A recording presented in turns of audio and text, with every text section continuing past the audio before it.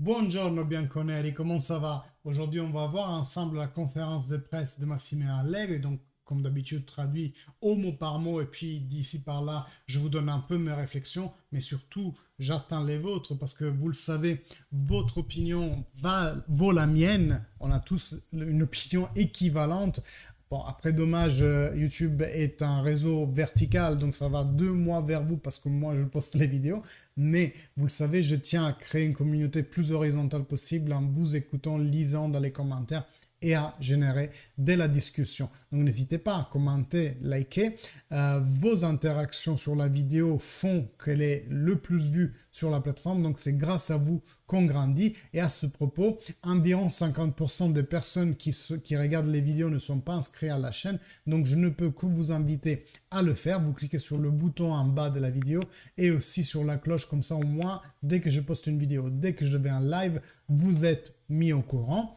D'ailleurs, demain, live 17h30, une petite demi-heure avant le match, comme ça, on s'achemine tout doucement vers ce Lecce Juventus. Avant de commencer, il y aurait aussi un autre argument à traiter, mais je voudrais savoir par vous, si ça vous intéresse que je le traite, c'est l'enquête Prisma qui a légèrement évolué et a rencontré plus d'un journaux en a parlé. Il y a des nouveautés par rapport aux plus-values qui avaient déjà valu à une enquête à la Juventus l'année dernière. Donc voilà, ça se traîne. Dites-moi en commentaire si vous voudrez que j'aborde l'argument. Donc, allons-y, straight to the point. Qu'est-ce qu'il a dit Massimiliano Allegri? On lui pose la question sur l'équipe. Il dit Vlahovic n'a pas récupéré de la douleur à l'adducteur et au pubis, ce qui me fait penser à une pubalgie. Je rajoute, la pubalgie est très très très antipathique. On dirait qu'elle est passée, puis le joueur fait une petite course et on s'aperçoit que ça revient. On se souvient Bernardeschi qu'il a eu l'année dernière. Et même Vlahovic en fin de saison avait commencé à avoir de la pubalgie. Après, le gros stop de l'été avait fait que c'était passé, mais attention, attention. Après, il dit, Locatelli est out pour motif personnel, sûrement dû à la naissance, enfin, c'est ce que j'interprète. Donc voilà, encore plein de bonheur à lui, et donc c'est logique qu'il passe du temps avec la famille. Il y a des choses plus importantes que le foot quand même. Et tous les autres qui ne sont pas là. D'ailleurs, on n'en parle jamais, mais les autres qui ne sont pas là, regardez, c'est une hécatombe. Pogba, Chiesa, Ake, Caio Jorge, Locatelli, donc, comme on vient de le voir, Di Maria, Vlahovic, comme on vient de le voir, Paredes, De Sciglio, Bremer. Enfin voilà, moi il me semble bien qu'il y a dans le lot 7-8 qui seraient titulaires dans cette Juventus, mais bon, contre le Lecce, normalement, ceux que tu as à disposition devraient amplement te faire sortir de l'auberge, hein, comme contre Sampdoria, comme contre Monza, comme contre Maccabi. Donc je reprends, à Lecce, c'est compliqué et nous devons réagir après l'élimination de Champions. Nous devons amener avec nous cette rage dedans pendant tout le championnat. Après, on lui pose la question sur le moment qui est très difficile. Il dit celle-ci était la première saison, celle-ci est la difficile, celle-ci est différente. En championnat, nous sommes en retard et nous avons perdu le temps et la possibilité de récupérer. Maintenant, nous avons 5 matchs importants entre championnat et Champions. Après la pause, il sera autre chose pour nous et pour les joueurs. Maintenant, on va se concentrer sur demain. S'il le faut, il faudra un match sale et un courant autant que. Là, j'ouvre une petite parenthèse. Donc, il dit, c'était la saison dernière que c'était difficile. Ben non, cette saison est encore pire. Parce que je veux bien, là, on est à la 11e journée, je crois, ou 12e, je ne sais plus. On a certes plus de points que la saison dernière en championnat. Par contre, on est sorti de la Champions. Et même, j'ai l'impression, avec 2 matchs d'avance, déjà, la défaite contre le Maccabi, déjà, nous avait mis KO. Dans la Champions League. Donc non, pour moi, ce moment est beaucoup plus difficile de tout ce qu'on a pu avoir l'année dernière, parce que l'année dernière a commencé très mal. Dans les 4 premiers matchs, 2 points. Après, il y a eu une période de haut et de bas. Après, il y a eu certes les 16 matchs d'affilée où on a fait toutes des victoires et 3 matchs nuls juste avant contre l'Inter. Et après, la saison s'est terminée un peu essoufflée pour le fait d'avoir perdu le Transcudetto contre l'Inter. Donc la saison dernière, je l'avais en travers, mais je pouvais encore l'accepter, année de transition et tout le reste. Mais cette année, c'est vraiment tragique. Après un an, on aurait aimé voir quelque chose de différent sur le terrain, un semblant de jeu, une union entre tous les coéquipiers, entre le coéquipier et l'entraîneur. Tout ça, aujourd'hui, il n'y a rien, quoi. Donc là, il dévie, mais le moment le plus difficile, c'est bien aujourd'hui. On lui pose une question sur l'Europa League et il dit penser à l'Europa League ne sert à rien, on doit penser au championnat. Le Lecce a tenu sur la sellette le Napoli, l'Inter et la Fiorentina. Ils ont de bonnes qualités, ils sont bien organisés et en contre-pied deviennent dangereux. En gros, oui, le Lecce c'est le Real Madrid. On sait que niveau communication, Massimiliano Allegri, cette année, c'est pas ça. On lui repose la question sur l'échec. Il dit, dans la vie, cette chose arrive. Le mot, c'est à vous de le trouver. Nous travaillons avec d'édition. Il y a des équipes qui ont été 8 ans sans jouer la Champions League. Petite parenthèse, on s'en fout. Nous, c'est la Juventus, c'est pas les autres équipes. Fait en parenthèse. Ça peut arriver, nous allons en frustration et nous n'arrivons pas à en sortir. Demain, c'est compliqué, indépendamment de la sortie de Champions. Je ne suis pas d'accord. On le rend compliqué parce qu'on est dans un mauvais moment, mais normalement, Lecce, finger in the nose, quoi. Question sur les jeunes. Dans toutes les choses négatives, il y a une résolution positive. Le secteur juvénile est en train de bien travailler avec Miretti, Ealing, Fagioli, Soulet et il y en a d'autres. Mais c'est pas comme si un seul match pouvait tout changer. Si ça se trouve, demain, quelqu'un jouera avec moins d'expérience qui porte à l'inconscience. Ealing peut jouer à droite, mais il est mieux à gauche. J'ouvre un petit parenthèse sur le mot inconscience.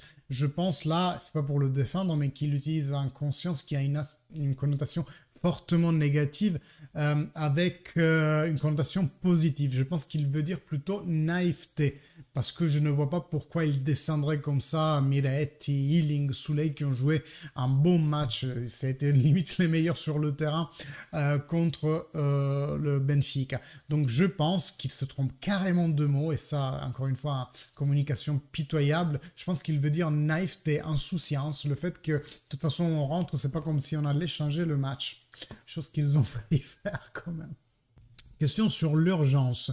Comme quoi, on a fait la liste tout à l'heure de tous ceux qui sont blessés. Et il dit, nous en avons 19 avec 3 gardiens de but. Nous sommes prêts à jouer ce match. Nous allons essayer à nous compacter encore plus pour le résultat. Petite chose, c'est ça que j'attendais de Max Allegri, qu'il fasse comme l'année dernière et qu'il dise... Oh, c'est pas un souci, les blessures, on va en trouver 11 pour les mettre sur la pelouse. C'est ça qu'il a toujours dit dans sa carrière. Et oui, c'est certes une réponse standard, mais au moins ça aide à ne pas prendre en alibi toutes les absences qu'on a. Parce que oui, les absences sont là, mais comme dit Lecce, ok, t'as pas besoin de Pogba et Chiesa, Di Maria pour gagner. Et justement, on lui pose la question par rapport à Chiesa et Pogba, et alors là, les gars, la dépression car je l'ai écouté en live parce que demain, ils ne seront pas convoqués. Impossible qu'ils le soient mercredi et à 99%, même pas contre l'Inter. Après, il dit si ils seront là, mais c'est très difficile, ça sera contre Verona et Lazio. C'est-à-dire les 2 derniers matchs de cette première partie de saison. Enfin, moi, j'ai les bras qui en tombent, honnêtement. On n'entend que du bon sur la récupération de Chiesa. Pogba, lui, s'il veut faire la Coupe du Monde, il a quand même besoin d'engrainer un peu. Tout ça est un mystère sans nom. Ce qui se passe en termes de préparation physique et des récupérations des blessures, c'est vraiment...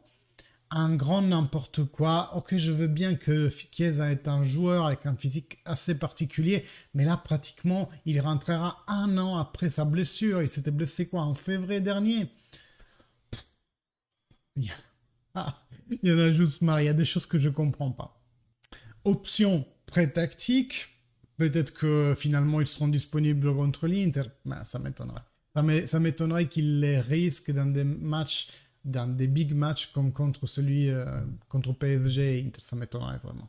C'est pour ça que j'espérais au moins quelques minutes avec le Lecce, quoi.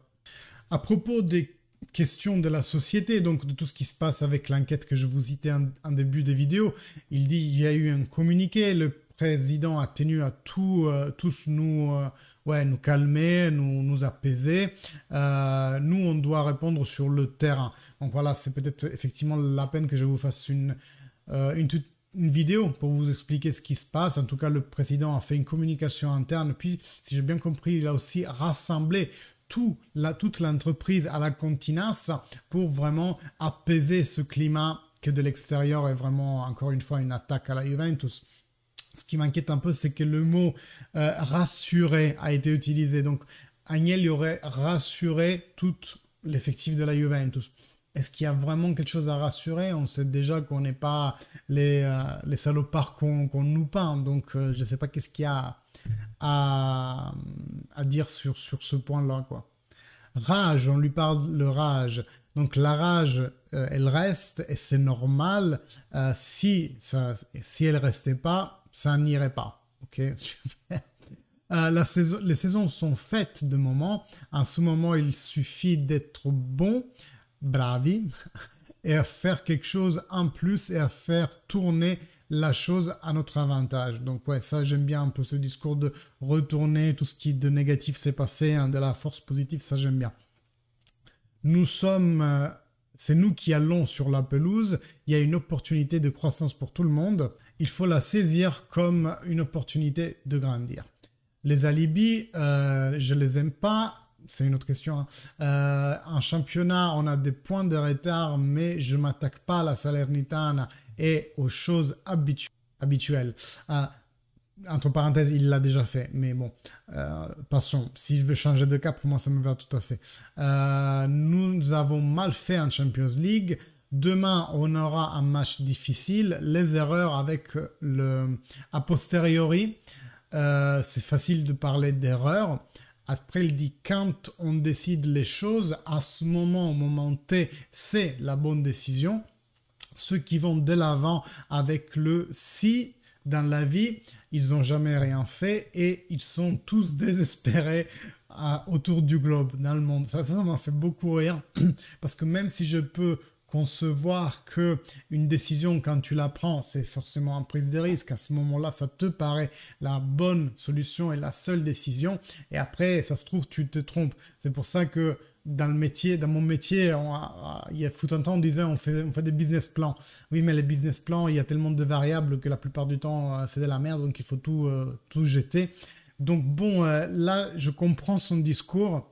Par contre, il me fait rire juste quand il dit « Dans la vie, ils n'auront jamais rien fait », ceux qui réfléchissent avec les « si et ils sont tous désespérés. Ça me fait beaucoup rire. Donc, est-ce que vous vous sentez encerclé, assiégé? Non, c'est un moment de difficulté, comme il arrive aussi dans d'autres sociétés. La Juve, dans les moments de difficulté, est élevée à l'impuissance, ce sentiment d'être encerclé, parce qu'on est la Juventus.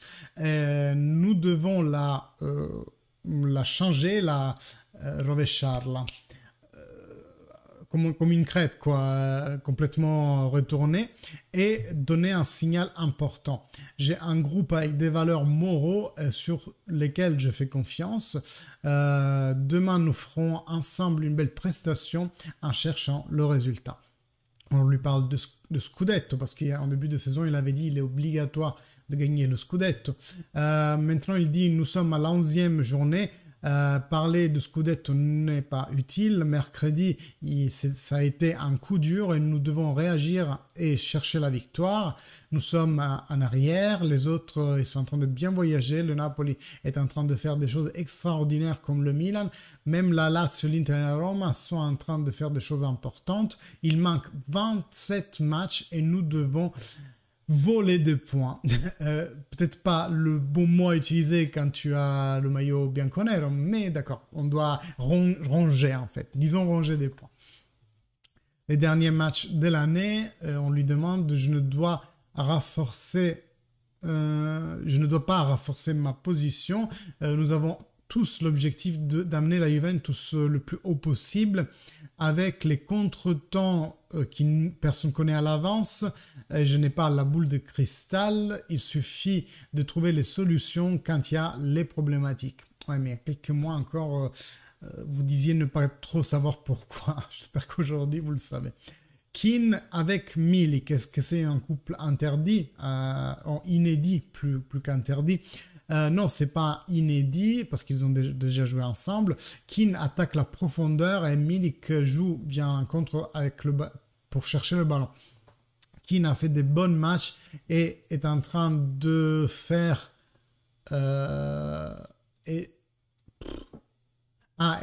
ok, on peut comprendre s'il en fait quelques-uns moins bons de temps en temps. Bon, moi je pense qu'il est parti assez mal et que maintenant ça commence à aller à peu près, mais il y a encore du chemin. Demain, il sera un match d'équipe. On ne peut pas revenir en arrière. Seulement le match prochain va nous permettre de changer les choses. Faisons ces 12 jours en janvier.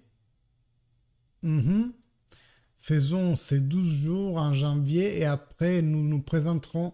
Non, faisons ces 12 jours et après nous nous présenterons en janvier avec tout le monde à disposition pour donner plus de repos à ceux qui ont joué jusqu'ici. Cette dernière phrase, c'est celle peut-être que j'aime le moins. Encore cette chimère du futur, en mode quand on va récupérer tout le monde, vous verrez. Donc encore déjà l'alibi des absents.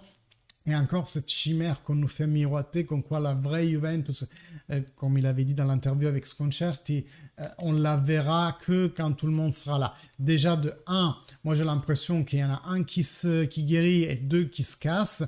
Là, la liste, elle est longue comme le bras, je peux vous la remettre. C'est vraiment incroyable de voir ça.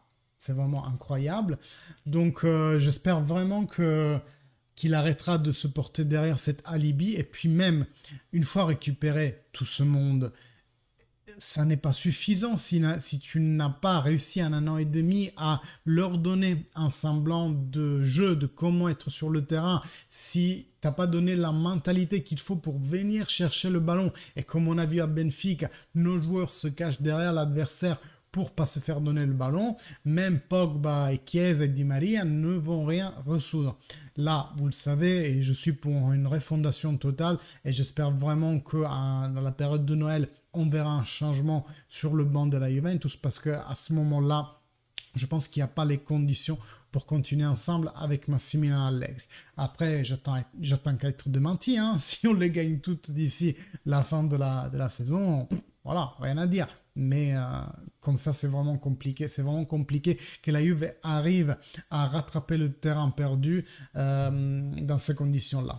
Parce que oui, le Scudetto est encore possible. Hein. Ceux qui disent que c'est pas possible, je vous rappelle que 27 matchs fois 3 points, ça fait 81 points. Le Scudetto, normalement en Italie, entre 80 et 90, tu le gagnes dans les années vraiment où il y a des équipes fortes, il faut pousser un peu plus de 90, c'est certes, mais les cartes sont là, on peut encore gagner, sachant que, à savoir si la Lazio pré-Covid, elle carburait vraiment, et post-Covid, ça a fait un flop.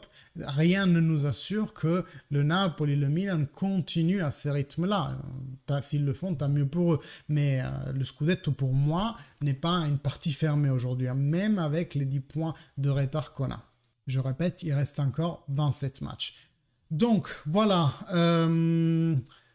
C'est fini pour aujourd'hui. Voilà la conférence de presse de Massimiliano Allegri. N'oubliez pas, on se retrouve demain 17h30 en live, une demi-heure avant le match pour aller doucement se préparer à ce match-là. N'oubliez pas de vous abonner, c'est vraiment important pour la chaîne pour qu'on grandisse. Vous cliquez sur le bouton et aussi sur la cloche, comme ça, dès que je suis en live ou dès que je poste une vidéo, vous êtes mis au courant. Et moi, il ne me reste qu'à vous dire à demain et fino alla fine, Forza Juventus. Salut à tout le monde.